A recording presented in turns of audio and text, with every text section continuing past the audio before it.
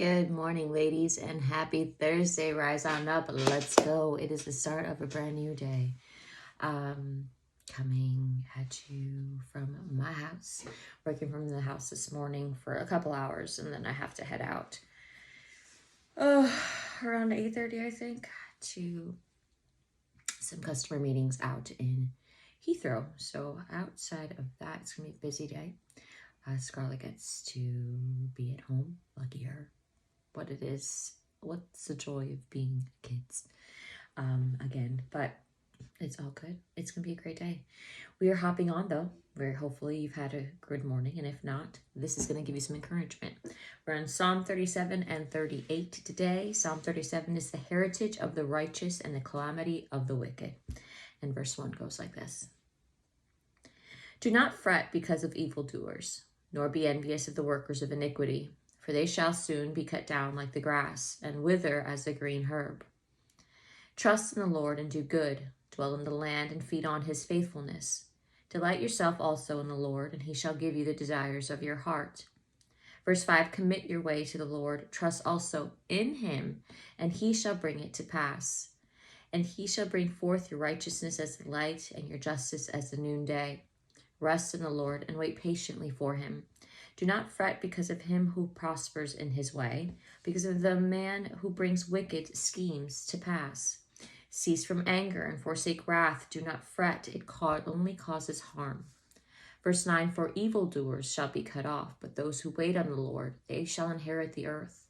For yet a little while, and the wicked shall be no more.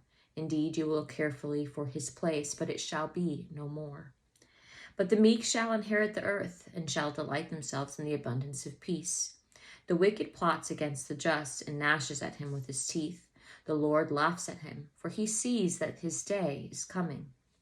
Verse 14, The wicked have drawn the sword, and have spent their bow, to cast down the poor and needy, to slay those who are of upright conduct. Their sword shall enter their own heart, and their bows shall be broken. A little that a righteous man has is better than the riches of many wicked. For the arms of the wicked shall be broken, but the Lord upholds the righteous. The Lord knows the days of the upright, and their inheritance shall be forever. They shall not be ashamed in the evil time, and in the days of famine they shall be satisfied. But the wicked shall perish, and the enemies of the Lord. Like the splendor of the meadows shall vanish, into smoke they shall vanish away.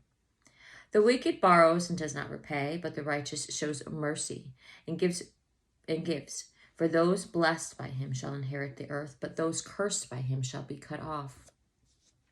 Verse 23, The steps of a good man are ordered by the Lord, and he delights in his way.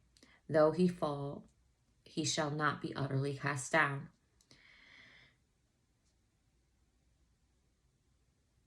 For the Lord upholds him with his hand. Excuse me, I froze for a second. I thought I lost my spot. Verse 25.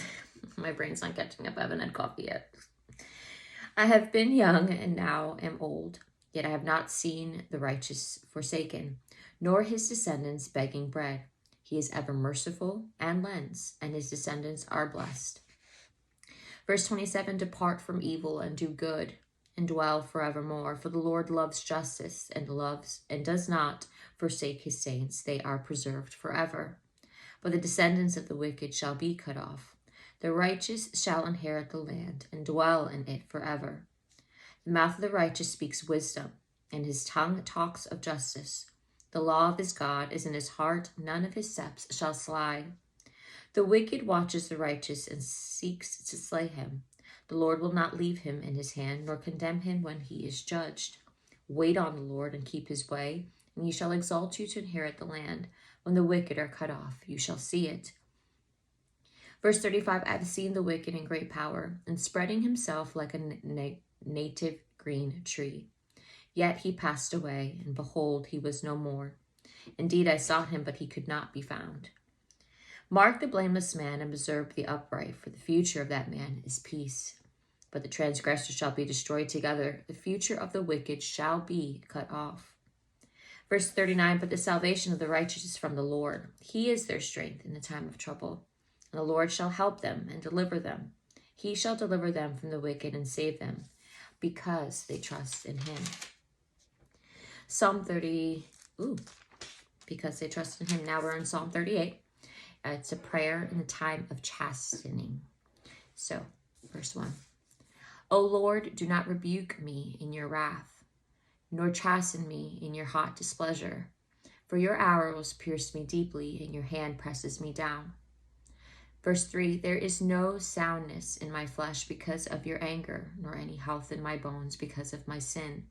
For my iniquities have gone over my head. Like a heavy burden, they are too heavy for me. My wounds are foul and festering because of my foolishness. I am troubled. I am bowed down greatly. I go mourning all the day long. For my loins are full of inflammation, and there is no soundness in my flesh. I am feeble and severely broken. I groan because of the turmoil of my heart. Lord, all my desires before you, and my sighing is not hidden from you. My heart pants, my strength fails me. As for the light of my eyes, it also has gone from me. Verse 11, my loved ones and my friends stand aloof from my plague, and my relatives stand afar off. Those also who seek my life lay snares for me. Those who seek my hurt speak of destruction and plan deception all the day long. But I, like a deaf man, do not hear, and I am like a mute who does not open his mouth. Thus I am like a man who does not hear, and in whose mouth is no response. For in you, O Lord, I hope you will hear, O Lord, my God. For I said, hear me, lest they rejoice over me. Lest when my foot slips, they exalt themselves against me. Verse 17, for I am ready to fall, and my sorrow is continually before me. For I will declare my iniquity, I will be in anguish over my sin. But my enemies are vigorous, and they are strong, and those who hate me wrongfully have multiplied. Those who render evil for good, they are my adversaries, because I follow what is good. Verse 21, do not forsake me, O Lord. O my God, be not far from me. Make haste to help me, O Lord, my salvation. And that is all for today's Bible study, ladies. Listen and listen up to whomever needs to hear this. I feel like it has to be said again. And it just caught my eye. Oh my sheesh. I want to say it was verse 34. Wait on the Lord and keep his way. This is Psalm 37, verse 34. And he shall exalt you to inherit the land. When the wicked are cut off, you shall see it. Listen. But the salvation of the righteous is from the Lord. Verse 39. He is the strength in the time of trouble. The world wants you to believe that everything that you're doing, even if you're following your own walk, is like a crazy thing to do. It's not. And I leave you with this. For anybody that wants to poke at your belief or your faith today, or what it is that you're holding on to with the Lord that provides you so much solace that they just can't see. And it's okay. Remember, you're fighting against not flesh, but of oh my God, you're not fighting the personal and natural. You're fighting their spirit, all right? So come with grace, because it took me a long time to know that. It took me a long time to know that. However, how do I say this? Ask them. If you feel that what I am doing, in your opinion, because everybody has an opinion, nobody knows truth, okay? So I take everybody with a grain of salt, especially with all the craziness and everything that we're finding in today's world, and with whether it be in our world or government, country, it's just insane. Ask them. If you don't believe in God, and that's fine, then provide me the answer as to how all this came to be. Scientists can't figure out how the world got here, how the animals got here, all things. Yes, there's certain stuff that we can find in history and in sand. That is great. But who created it? You can give me a firm answer and know that and provide me all the answers to everything that there is to prove that there is no God, there is no Jesus. Provide it to me. And I mean like physical proof. Ask them to. Because they're not going to. God is the Almighty, the Omega, the Alpha, the everything. That's the enemy trying to get into your ear when someone says, why are you bothering pushing into to God, pushing into Christ, growing in your faith, when it is a sham and it's not. Okay, Bible.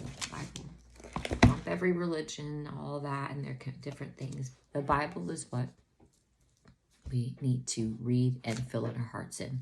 And then after that, pick whichever route of way that you would like to honor him and grow in the word. But I'm telling you, do not listen to the world telling you that God doesn't exist and that faith means nothing, or that you mean nothing, because that is the lie from the enemy in the pit of hell, and he just wants you to stop you from your purpose. So don't know who needed that today, because it's not part of my skit. However, leaving you with this, it says here, a form of bondage. From a biblical perspective, debts put a person into a form of bondage. The indebted person is a servant to the lender. To borrow without paying is not an option for a Christian. 2 of Jesus' parables deal with the matter of repaying money that has been loaned. Believers were instructed the borrowed items were all ready to be returned. Like bondages here, even with debt in the back, in Psalm and in Luke, in Deuteronomy, was to discourage and keep our people off the path that the Lord did not necessarily partake within changing hands. However, I don't know. That's my gift for you today. Hopefully you enjoy the Bible study. If you would like prayer or would like to discuss, hop on over to Facebook or Instagram, where I post about 95 to 98% of the day. And to a great day ahead. Let's do this. Talk to you soon.